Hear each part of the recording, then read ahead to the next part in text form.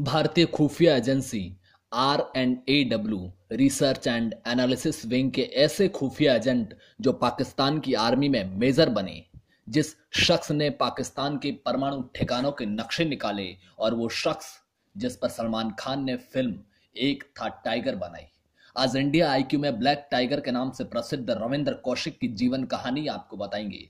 लेकिन वीडियो शुरू करने से पहले आपसे एक सवाल है, किस व्यक्ति के लिए भारत सरकार अभी अंतर्राष्ट्रीय कोर्ट में केस लड़ रही है, जिसे पाकिस्तान जासूस कह रहा है, जबकि भारत का कहना है कि वो जासूस नहीं है।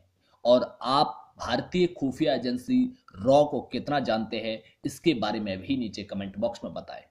रविंद्र कौशिक का जन्म 11 अप्रैल 1952 को राजस्थान के श्री गंगानगर में हुआ था। रविंद्र 4 बहन भाई थे। रविंद्र सबसे चंचल और सुंदर था। वो बचपन से ही फिल्मी अंदाज वाले थे। उनकी शक्ल भी रविंद्र खन्ना से मिलती थी। कॉलेज में हमेशा दोस्तों से घिरे रहते थे। कल्चरल प्रोग्राम, नाटक मंचन में हमेशा आगे रहते थे। देशभक्ति से जुड़ा नाटक मंचन होता तो रविंद्र कौशिक का जज्बा देखने लायक होता था। उसे कोई भी रूप में नाटक करने को बोलो, देशभक्ति, हिंदू कट्टरता या मुस्लिम कट्टरता, वो हर रोल के लिए फिट था। शायद रविंद्र कौशिक इसी को अपनी जिंदगी समझते थे, जिंदा दिली, खुश मिजाज। लेकिन उन्हें नहीं पता था कि इस बीच उस पर कोई नजर बनाए हुए है, कोई उसकी हरकतों को नोट कर रहा है। दरअसल भारतीय खुफिया एजेंसी रॉ की कोई भर्ती नहीं होती है। वो खुद लोगों पर नजर रखती है। प्रशासनिक सेवाओं, आर्मी से लेकर आम लोगों पर नजर रखी जाती है। जो काबिल होता है उससे वो खुद संपर्क साधते हैं। एक दिन लखनऊ में रविंद्र कौशिक का नाटक मंचन हो रहा था। वो आदमी जो हमेशा उस पर नजर रखता था, वो वहां भी मौजूद था। कार्यक्रम के बाद उसे बुलाया गया और पूछा कि तुम सिर्फ देशभक्ति का जज्बा रखते हो या देश के लिए कुछ करना भी चाहते हो। उस आदमी ने अपना नाम भगत बताया और उसे रॉ के कुछ अधिकारियों से मिलाया। हालांकि ये बताया नहीं कि वो रॉ के अधिकारी हैं। उन्होंने उसकी अदाकारी की बहुत तारीफ की और कहा कि उसके पास रविंद्र के लिए कुछ बड़ा काम है। अगर वो देश के लिए सचमुच कुछ करना चाहता है तो दिल्ली में आकर उनसे मिले। लेकिन जब रविंद्र कौशिक दिल्ली पहुंचे तो उन्हें पता चला कि वे लोग रॉ यानी कि रिसर्च एंड एनालिसिस विंग के हैं। उन्होंने रविंद्र कौशिक को रॉ के ऐसे हैरत अंगेज किस्से सुनाए और रविंद्र के दिल में भरे देशभक्ति के जज्बे को एक नई दिशा दी। और रविंद्र कौशिक को लगा जैसे उनका सपना सच हो रहा हो, क्योंकि रविंद्र हमेशा से कुछ अलग करना चाहते थे, कुछ हैरत अंगेज। लेकिन ये काम नाटक मंचन का नहीं था। उसे रॉ का एजेंट बनकर पाकिस्तान जाना था और वहां मुसलमान बनकर रहना था और भारत के लिए खुफिया जानकारियां जुटानी थी। इसके लिए उसे अच्छे खासे पैसे भी ऑफर किए गए। उस दिन रॉ के लोगों ने रविंद्र को यह कहकर वापस घर भेज दिया कि वो उनसे बाद में संपर्क करेंगे, लेकिन साथ में हिदायत दी कि ये बात किसी को न बताएं। दरअसल अब लोकल इंटेलिजेंस ने रविंद्र पर पूरी नजरें जमा दी थी। वो ये देखना चाहते थे कि रविंद्र कितना भरोसे के लायक है, इसलिए कई दिनों तक उस पर नजर रखी गई। लेकिन रविंद्र कौशिक देश के लिए कुछ करना चाहते थे। कुछ वक्त बाद उनको अमृतसर ले जाया गया। अमृतसर एक बड़ा ट्रेनिंग सेंटर है जहां उनकी शुरुआती ट्रेनिंग होती है। इस्लामिक तौर तरीकों के बारे में पूरी तरह बताया जाता है। मुस्लिम नाम दिया जाता है। उर्दू पढ़ना लिखना सिखाया जाता है। हालांकि रविंद्र कौशिक उर्दू के बारे में थोड़ा बहुत पहले से जानते थे। नक्शा देखना भी सिखाया जाता है। हथियारों की पहचान कराई जाती है और कई लोग तो ऐसे भी होते हैं जिनका खतना भी होता है। ट्रेनिंग के बाद उनको 7-8 देशों की यात्रा पर भेजा गया, जिसमें पाकिस्तान भी शामिल था। हालांकि ये यात्रा कोई ज्यादा जोखिम भरी नहीं थी। ये सिर्फ इसलिए किया जाता था ताकि वो ये समझ सके कि जानकारियां कैसे लानी है या किसी को जानकारी कैसे देनी है। एक तरह का ट्रायल। ऐसा सिलसिला करीब साल भर चला, जिसमें 3-4 बार पाकिस्तान भी गए। इन छोटे छोटे दौरों में मेन काम था नेटवर्क बुलंद करना, नए खबरी कायम करना और हिंदुस्तान से ले जाई हुई खबरों को वहां रह रहे भारतीय जासूसों को देना। और इन दौरों में आर&AW रॉ को भी लगा कि ये आदमी कुछ अलग कर सकता है, इसके अंदर वो जुनून है, वो टैलेंट है। तो इन लोगों ने रविंद्र को कहा कि हम तुम्हारे लिए कुछ अलग प्लान बना रहे हैं। उन्होंने उसे एक परमानेंट स्पाई बनाकर पाकिस्तान भेजने का फैसला लिया। परमानेंट स्पाई का मतलब होता है कि आप वहीं पर रहेंगे, वहां के नागरिक बनेंगे और वहां की खबरें इकट्ठा करेंगे। फिर भारत से कोई नागरिक वहां जाएगा और उन खबरों को लेकर आएगा, यानी कि आपको परमानेंट वहीं पर रहना है। रॉ के अधिकारियों ने उनके लिए जाली कागजात तैयार किए। नाम नबी अहमद शाकिर रखा गया और पाकिस्तान रवाना कर दिया हमेशा के लिए। और वहां नबी अहमद शाकिर के नाम से एक राशन कार्ड भी तैयार कर रखा था। नबी अहमद शाकिर यानी कि रविंद्र कौशिक वैसे यहां से बीकॉम की पढ़ाई करके गए थे। पाकिस्तान जाकर लॉ की पढ़ाई के लिए कॉलेज में दाखिला लिया और जल्द ही वहां की जिंदगी में घुल मिल गए। आसानी इसलिए भी रही क्योंकि पंजाबी जुबान और कद काठी भी वहां से मिलती जुलती थी। वहां अमानत नाम की एक लड़की से उन्हें प्यार हो जाता है। धीरे धीरे प्यार दोनों तरफ से आगे बढ़ा और शादी का फैसला लिया। इधर कुछ दिनों बाद अखबार में पाकिस्तान आर्मी की भर्ती का विज्ञापन निकलता है। इसमें रविंद्र कौशिक का भी चयन हो जाता है क्योंकि वो पहले ही पाकिस्तानी कानून की पढ़ाई कर चुके थे। आर्मी में चयन के बाद वो हर सियासी और आर्मी मालूमात को रॉ तक पहुंचाया करते थे। वहां किसी को कोई शक नहीं हुआ और भारत सरकार भी बहुत खुश थी। वहां से वे रॉ के पाकिस्तान के परमाणु संयंत्रों के नक्शे भी भेजते थे जो भारत के लिए बेहद जरूरी थे।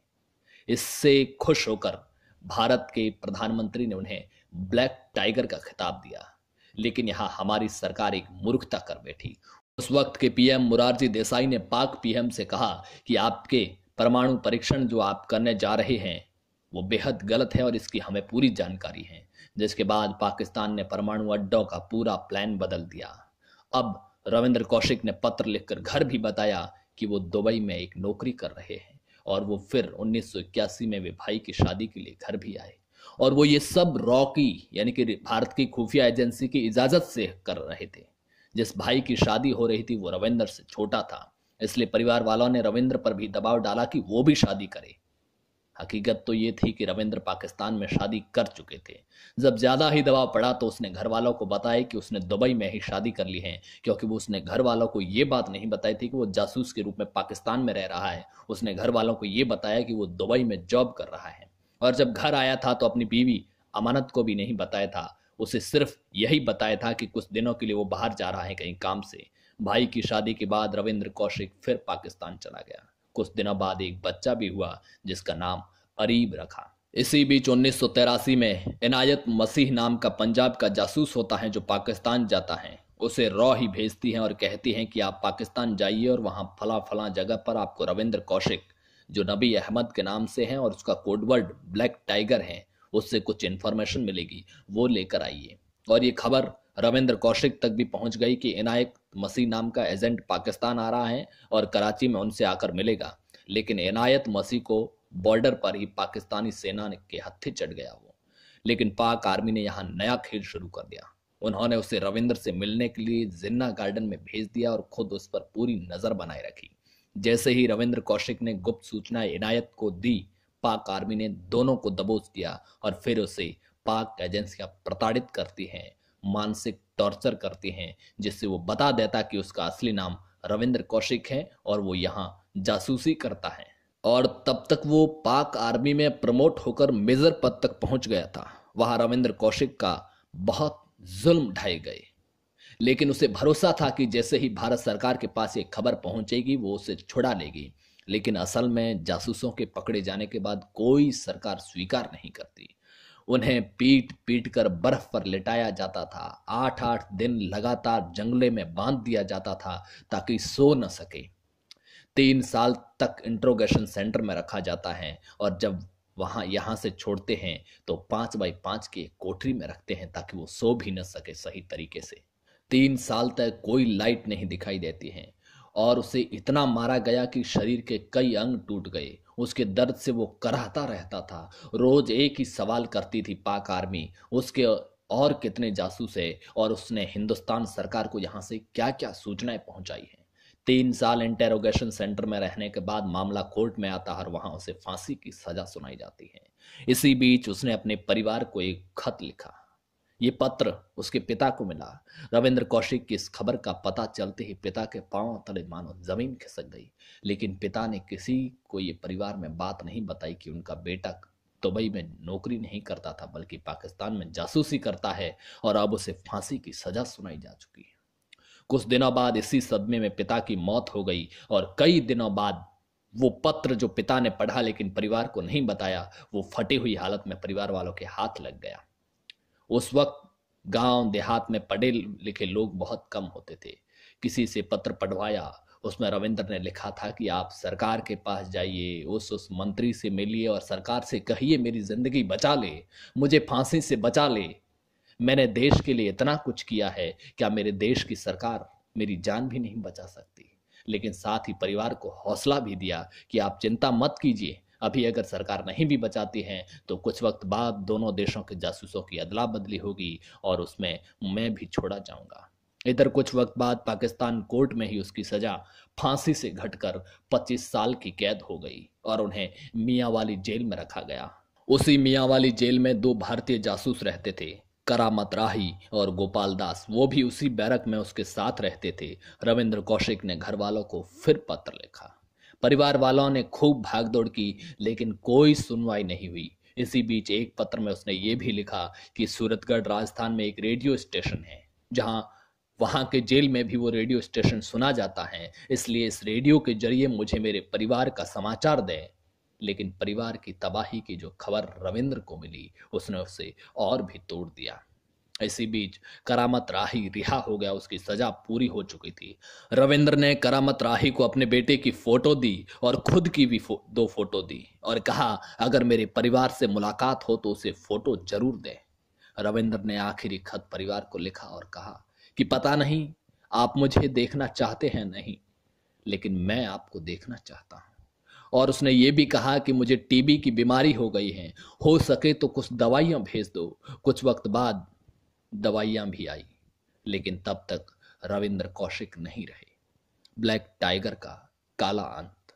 दोस्तों, हमारे देश में ऐसे कई जासूस हैं जिन्होंने वतन के लिए बहुत कुछ किया है, लेकिन जैसे ही जासूस पकड़ा जाता है सरकारें कहती है इससे हमारा कोई ताल्लुकात नहीं है। कुलभूषण जाधव शायद पहला मौका होगा जब भारत सरकार उसे बचाने के लिए खड़ी हो। बहरहाल दोस्तों, अगर आपको ये वीडियो पसंद आया तो लाइक कीजिए और हमारे चैनल को सब्सक्राइब कीजिए। धन्यवाद।